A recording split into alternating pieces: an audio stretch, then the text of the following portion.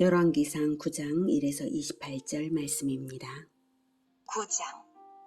솔로몬이 여호와의 성전과 왕궁 건축하기를 마치며 자기가 이루기를 원하던 모든 것을 마친 때에 여호와께서 전에 기브온에서 나타나심 같이 다시 솔로몬에게 나타나사 여호와께서 그에게 이르시되 내 기도와 내가 내 앞에서 간구한 말을 내가 들었은즉 나는 내가 건축한 이 성전을 거룩하게 구별하여 내 이름을 영원히 그곳에 두며 내 눈길과 내 마음이 항상 거기에 있으리니 내가 만일 내 아버지 다윗이 행한같이 마음을 온전히 하고 바르게 하여 내 앞에서 행하며 내가 내게 명령한 대로 온갖 일에 순종하여 내 법도와 윤리를 지키면 내가 내 아버지 다윗에게 말하기를 이스라엘의 왕위에 오를 사람이 내게서 끊어지지 아니하리라 한대로 내 이스라엘의 왕위를 영원히 견고하게 하려니와 만일 너희나 너희의 자손이 아주 돌아서서 나를 따르지 아니하며 내가 너희 앞에 둔 나의 계명과 법도를 지키지 아니하고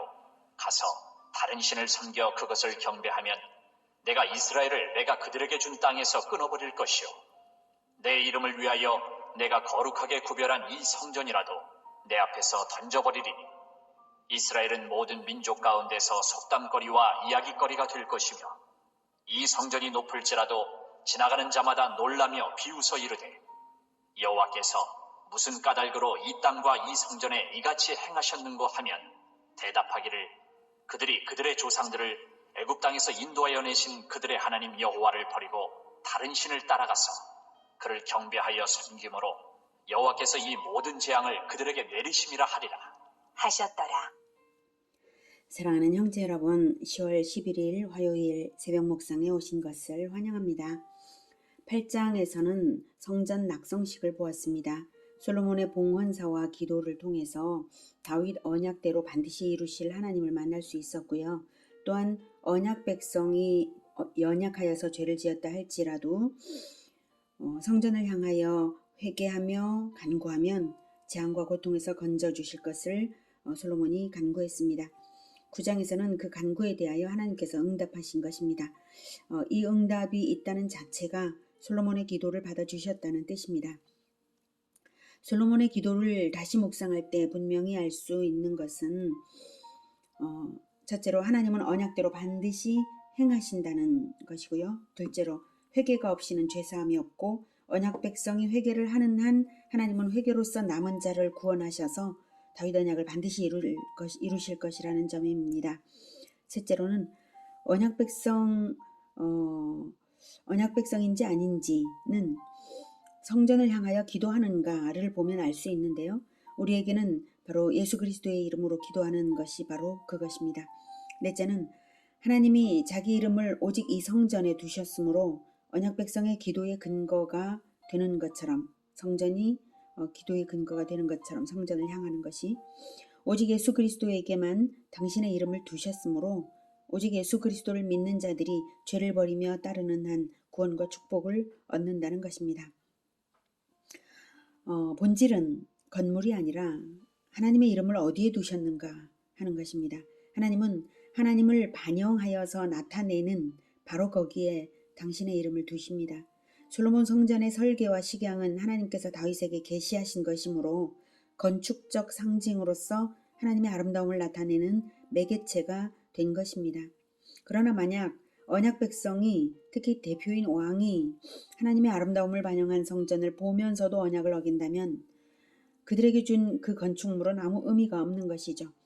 본질은 하나님의 이름으로 불리는 백성이 되어야 한다는 이것입니다. 그래서 하나님께서 나타나셔서 언약에 따른 축복과 저주를 분명하게 말씀하시면서 경고를 담은 언약 재확인을 하시는 것입니다. 2절에서 전에 기브온에서 나타나심 같이라는 것은 기브온에서는 꿈을 통해 나타나셨죠. 이번에도 꿈을 통해서 나타나셨다는 것이고요. 3절 여호와께서 그에게 이르시되 내 기도와 내가 내 앞에서 간구한 바를 내가 들었은즉 나는 내가 건축한 이 성전을 거룩하게 구별하여 내 이름을 영원히 그곳에 두며 내 눈길과 내 마음이 항상 거기에 있으리니 라고 말씀을 하셨습니다. 영원히 그곳에 두며 라고 말씀을 하셨지만 이것은 바로 계명을 언약을 지키는 것이 전제가 된 말씀입니다. 뒤에 말씀하시지만 너희들이 언약을 어기면 내가 영원히 그곳에 두겠다고 한 이 성전까지도 무너뜨리겠다라고 하셔요. 자, 아무튼 솔로몬의 기도에 대한 응답입니다. 하나님의 이름을 이 성전에 두시겠다는 것입니다. 이 응답으로써 이스라엘은 단일 성전 중심의 단일난 신앙 공동체가 될 수 있는 것입니다. 솔로몬 성전은 말하자면 여호와의 이름이라고 할 수 있는 것이죠. 성전 중심의 신앙으로 살면 여호와의 이름으로 사는 언약 백성인 것이죠. 그래서 다윗 언약을 다시 확고하게 재확인시켜 주십니다. 4, 5절 네가 만일 내 아버지 다윗이 행함같이 마음을 온전히 하고 바르게 하여 내 앞에서 행하며 내가 네게 명령한 대로 온갖 일에 순종하여 내 법도와 율례를 지키면 내가 네 아버지 다윗에게 말하기를 이스라엘의 왕위에 오를 사람이 내게서 끊어지지 아니하리라 한 대로 내 이스라엘의 왕위를 영원히 견고하게 하려니와. 네. 전제 조건이 중요합니다. 다윗을 본받아서 여호와의 법도와 율례를 지키면 왕위를 영원히 견고하게 하시겠다는 것입니다. 법도와 율례를 어찌 100% 다 지킬 수가 있으랴 하지 마십시오. 그것을 목표로 삼아 표대를 세우고 표대를 바라보며 달려나가는 그러한 삶을 살라는 뜻이죠. 다윗을 본받으라 하셨는데요. 다윗조차도 사실 죄인임을 우리가 알고 있지 않습니까? 그럼에도 불구하고 믿음을 잃지 않고 회개하여서 법도와 율례를 지킨 다윗이기에 그리고 그러한 다윗을 본받으라고 하시는 은혜로운 말씀을 주시기에 우리는 안도의 한숨을 쉬면서 용기를 내어서 다윗을 본받고 법도와 율례를 지킬 수 있는 것입니다. 그러니 이 말씀은 죄를 버리며 하나님께 돌아오는 한 언약을 반드시 성취하시겠다는 뜻입니다. 하나님은 언약을 반드시 성취하십니다. 그래서 죄를 버리지 못하는 사람이 죄를 버리도록 매를 치시면서라도 징계, 사람의 채찍으로라도 사람의 매와 인생 채찍으로라도 때리면서 회개하게 하시는 것이죠. 그렇게 해서라도 하나님은 반드시 언약을 그들에게 이루어 주시는 것입니다. 그래서 언약 백성은 축복을 받을 수 있지만 죄를 지을 때의 심판도 반드시 있는 것이죠. 그리고 회개할 때의 구원도 반드시 있습니다. 그러므로 회개하는 자들만 구원을 받는 것입니다. 6, 7절 만일 너희나 너희의 자손이 아주 돌아서서 나를 따르지 아니하며 내가 너희 앞에 둔 나의 계명과 법도를 지키지 아니하고 가서 다른 신을 섬겨 그것을 경배하면 내가 이스라엘을 내가 그들에게 준 땅에서 끊어버릴 것이요. 네, 땅을 주신 이유가 바로 언약 백성이기 때문에 주셨는데 언약을 배반하면 땅에서 끊는다 하시는 거죠. 내 이름을 위하여 내가 거룩하게 구별한 이 성전이라도 내 앞에서 던져버리리니 이스라엘은 모든 민족 가운데서 속담거리와 이야기거리가 될 것이며 모든 민족, 세계 모든 민족 가운데서 아주 창피스럽게 되어서 사람들에게 얘기거리가 될 것이다. 이 정도까지 하나님께서 완전히 징계를 정말 완전히 하십니다. 언약 백성이 계명과 법도를 버려서 언약을 어길 때에는 건축물은 아무것도 아닌 것입니다. 그러므로 성전 파괴는 이스라엘이 언약을 파괴했다는 분명한 증거가 될 것입니다. 정말로 솔로몬 성전은 주전 586년에 바벨론에 의해서 예루살렘이 함락되면서 완전히 파괴되었습니다. 이스라엘이 배반했기 때문이죠. 이런 경고를 하나님께서 솔로몬에게 미리 주시는 것은 솔로몬이 번영으로 인해 마음이 높아져서 하나님의 법도를 떠날 가능성이 있었기 때문입니다. 아니나 다를까 경고를 했음에도 불구하고 그렇게 결국 된 것이고요. 나중에 또한 아니나 다를까 솔로몬의 기원대로 회개하여 돌아온 자들에 의해서 다시 회복이 이루어진 역사가 나중에 있습니다. 솔로몬 성전의 파괴가 얼마나 처참한지 이방인들이 비웃을 정도입니다. 이방인들의 입으로 솔로몬 성전 파괴의 원인이 바로 이스라엘이 자기들을 구원하신 하나님을 배반했기 때문이라고 말할 것이라고 하십니다. 이 모욕적인 상황을 허락하시기까지 하나님은 언약 백성이 계명과 법도를 지키는 것이 중심이지 건축물이 중심은 아님을 역설하신 것입니다. 8, 9절에 이 성전이 높을지라도 지나가는 자마다 놀라며 비웃어 이르되 여호와께서 무슨 까닭으로 이 땅과 이 성전에 이같이 행하셨는고 하면 대답하기를 그들의 조상들을 애굽 땅에서 인도하여 내신 그들의 하나님 여호와를 버리고 다른 신을 따라가서 그를 경배하여 섬김으로 여호와께서 이 모든 재앙을 그들에게 내리심이라 하리라 하셨더라. 네. 우리 예수님은 하나님께서 유일하게 자기 이름을 두신 완전한 하나님의 아들이십니다. 그래서 헤롯 성전을 탐욕의 도구로 이용하는 종교 권력을 향하여서 이렇게 말씀하신 바가 있습니다. 요한복음 2장 19에서 22절. 예수께서 대답하여 이르시되 너희가 이 성전을 헐라 내가 사흘 동안에 일으키리라. 유대인들이 이르되 이 성전은 46년 동안에 지었거늘 네가 3일 동안에 일으키겠느냐 하더라. 그러나 예수는 성전된 자기 육체를 가리켜 말씀하신 것이라. 네, 자기 자신의 육체를 가리키시면서 이 성전을 헐라 내가 사흘 동안에 일으키리라 라고 하신 것입니다. 죽은 가운데 살아나신 후에야 제자들이 이 말씀하신 것을 기억하고 성경과 예수께서 하신 말씀을 믿었더라. 성경과 예수께서 하신 말씀에 죽으심과 대속의 죽으심과 부활이 예언되어 있었던 것을 드디어 다시 깨닫고 믿었다는 것입니다. 죽으심과 부활을 상징하는 예언을 이렇게 표현하신 것이죠. 자기 육체를 가리키면서 이 성전을 헐라 내가 사흘 동안에 일으키리라. 이렇게요. 너희가 나를 죽일지라도 3일 만에 부활하리라는 뜻이었고 진정한 성전은 오직 하나님이 자기 이름을 두신 예수님밖에는 없다는 뜻입니다. 제사장들이 강도의 소굴로 바꾸어 놓은 성전에 하나님의 이름이 있을 수 없는 것입니다. 그것은 성전이 이미 아니기에 성전 건물을 가리키면서 말씀하신 것이 아니라 자기 육체를 가리키면서 너희가 이 성전을 헐라 이렇게 말씀을 하셨죠. 네. 진정한 성전은 결코 무너지지 않는다는 것입니다. 너희들이 헐지라도 3일 만에 일어날 것이다. 그러나 저 건축물 성전은 반드시 파괴될 것을 예수님은 예언하셨습니다. 그래서 주후 70년에 헤롯 성전은 너무나 거대하고 웅장하게 지어진 그 헤롯 성전은 완전히 파괴되고 말았던 것입니다. 성전이 없는 지금은 오직 예수 그리스도에게만 하나님의 이름을 두셨습니다. 성전을 다시 재건할 필요도 없습니다. 예수님은 두세 사람이 자기 이름으로 함께 있는 그곳에 함께 하시겠다고 하셨으므로 예수님의 이름으로 모인 공동체가 바로 하나님의 성전입니다. 중요한 것은 그리스도 안에 거하는 것이고 예수 그리스도의 말씀이 거하는 인생이 되는 것입니다. 그것이 바로 하나님의 이름이 기록된 자들이고 성전인 것입니다. 이제 10절부터는 솔로몬 왕국의 번영과 사업을 소개합니다. 솔로몬이 두 집, 곧 여호와의 성전과 왕궁을 20년 만에 건축하기를 마치고 갈릴리 땅의 성읍 20곳을 히람에게 주었으니 이는 두로 왕 히람이 솔로몬에게 그 온갖 소원대로 백향목과 잣나무와 금을 제공하였습니다.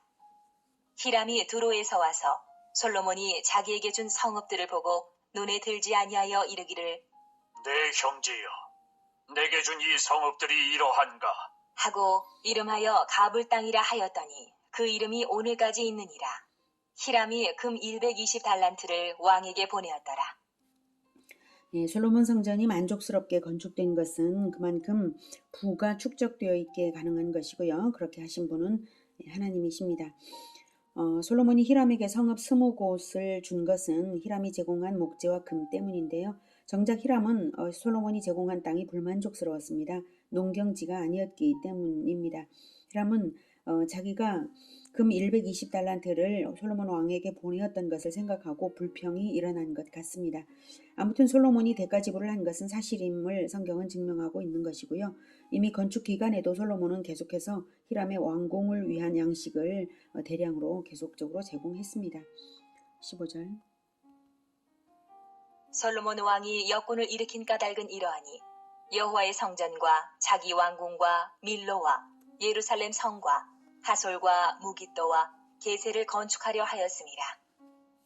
전에 애굽 왕 바로가 올라와서 게세를 탈취하여 불사르고 그 성읍에 사는 가나안 사람을 죽이고 그 성읍을 자기 딸 솔로몬의 아내에게 예물로 주었더니 솔로몬이 게셀과 아래 베토론을 건축하고 또 바알랏과 그 땅의 들에 있는 다드몰과 자기에게 있는 모든 국고성과 병거성들과 마병의 성들을 건축하고 솔로몬이 또 예루살렘과 레바논과 그가 다스리는 온 땅에 건축하고자 하던 것을 다 건축하였는데 이스라엘 자손이 아닌 아모리 사람과 헷 사람과 브리스 사람과 히위 사람과 여부스 사람 중 남아있는 모든 사람 곧 이스라엘 자손이 다 멸하지 못하므로 그 땅에 남아있는 그들의 자손들을 솔로몬이 노예로 역군을 삼아 오늘까지 이르렀으되 다만 이스라엘 자손은 솔로몬이 노예를 삼지 아니하였으니 그들은 군사와 그 신하와 고관과 대장이며 병거와 마병의 지휘관이 됨이었더라. 솔로몬에게 일을 감독하는 오두머리 550명이 있어 일하는 백성을 다스렸더라. 바로의 딸이 다윗 솔로몬 왕은 성전과 왕궁을 위해서만 아니라 여러 성체와 요새 건축을 위해 역군을 동원했습니다. 밀로는 밀로를 건축했다고 하죠. 밀로는 예루살렘 북쪽의 성체를 말하고요. 그리고 하솔은 갈릴리 호수 북쪽에 있는 요새입니다. 북방 국경 지역의 요새로 강화시킨 것입니다. 무기또는 팔레스틴 내륙과 베니게를 잇는 길 동서로요. 그리고 남북으로는 애굽에서 메소포타미아에 이르는 길의 교차점, 거기 교차점이 바로 무기또입니다. 즉 동서남북의 교차점에 있는 이곳은 교통의 요지였기 때문에 적국이 쳐들어오면 바로 이곳을 차지하기 위해 전투가 치열하곤 했습니다. 그래서 거기에도 요새가 필요했죠. 그 다음 게셀은 블레셋 변경에 위치한 성읍입니다. 이와 같이 솔로몬의 성읍 공사는 수도의 방어를 공고하게 하는 요새 확장 공사였습니다. 게셀을 탈취하게 된 것은 솔로몬이 직접 한 것이 아니라 애굽 왕 바로가 한 것인데요. 솔로몬 당시까지 아직 미정복지 가나안 지역이었죠. 그래서 이제 사명으로 남겨져 있었던 것인데 애굽 왕이 왜 게셀을 정복했는지는 분명하지 않지만 하나님은 애굽 왕을 사용해서라도 가나안 정복을 완성하시는 모습입니다. 애굽 왕이 그 성읍을 자기 딸 솔로몬의 아내에게 예물로 주었다고 하는 것은 결혼 지참금으로 게셀을 딸려서 자기 딸을 솔로몬에게 바쳤다는 의미입니다. 원래 평민의 결혼에서는 남편이 선물을 주고 아내를 얻는 것인데요. 왕실 간의 결혼에서는 여자가 결혼 지참금을 지니고서 시집 오는 것이 관행입니다. 그래서 게셀도 건축했다는 것이고요. 이렇게 많은 건축 사업들을 다 할 수 있었던 것은 노예들이 있었기 때문입니다. 살아남은 가나안 원주민들이 바로 그 노예들이었어요. 나중에는 이스라엘 사람들도 부역을 하긴 했지만 처음에는 이렇게 감독 역할만 이스라엘 사람들은 감독 역할만 했습니다. 24절 성에서부터 올라와 솔로몬이 그를 위하여 건축한 궁에 이를 때에 솔로몬이 밀로를 건축하였더라. 솔로몬이 여호와를 위하여 쌓은 제단 위에 해마다 3번씩 번제와 감사의 제물을 드리고 또 여호와 앞에 있는 제단에 분향하니라. 이에 성전 짓는 일을 마치니라. 네, 3번의 제사는 절기에 맞춰 해마다 드리는 제사입니다. 이로써 이제는 산당에서 제사 드리던 것이 종결되고 성전에서 드려졌다는 것입니다. 26절 솔로몬 왕이 에돔 땅 홍해 물가에 엘롯 근처 에시온 게벨에서 배들을 지은지라. 히람이 자기 종 곧 바다에 익숙한 사공들을 솔로몬의 종과 함께 그 배로 보내매 그들이 오빌에 이르러 거기서 금 420달란트를 얻고 솔로몬 왕에게로 가져왔더라. 네, 성전 건축이 계기가 되어서 히람과의 무역과 경제 협력이 해상 무역 사업으로 크게 확장되고 엄청난 부를 축적하게 된 것을 말하고 있는 부분입니다. 조선업도 솔로몬이 조선업도 이제 했습니다. 오늘은 성전 건축 과정에 나타나셔서 다윗 언약에 담긴 축복과 저주로서 재확인하시는 하나님을 만났습니다. 진정한 본질은 하나님의 이름이 언약 백성에게 있어야 한다는 이것입니다. 그럴 때 하나님께서 축복을 허락하시고 또한 그 축복을 영위하게 될 것임을 느끼도록 솔로몬의 번영도 함께 보았습니다. 우리의 영혼과 삶에 늘 하나님의 이름이 있어서 세상 사람들에게 그 이름이 증거되고 결코 하나님의 법도를 떠나지 않는 인생들이 되기를 기원합니다. 기도하겠습니다. 하나님, 우리가 하나님의 계명과 법도를 떠난다면 우리는 하나님을 증거할 수 없습니다. 우리에게 우리의 말과 행실에 하나님의 이름이 늘 있게 주님 도와주시옵소서. 그래서 세상 사람들이 보고 진정 하나님을 믿는 자다, 진정 그리스도인이다 라고 인정될 수 있도록, 그래서 세상 사람들이 예수님께로 돌아올 수 있도록 우리를 사용하여 주시기 원합니다. 그것만이 우리에게 생명이고 그것만이 영원한 복입니다. 하나님, 우리를 붙들어 하나님의 이름이 떠나지 않게 하여 주시옵소서. 예수 그리스도 이름으로 기도드립니다. 아멘. 이어지는 시간은 개인 기도 시간입니다.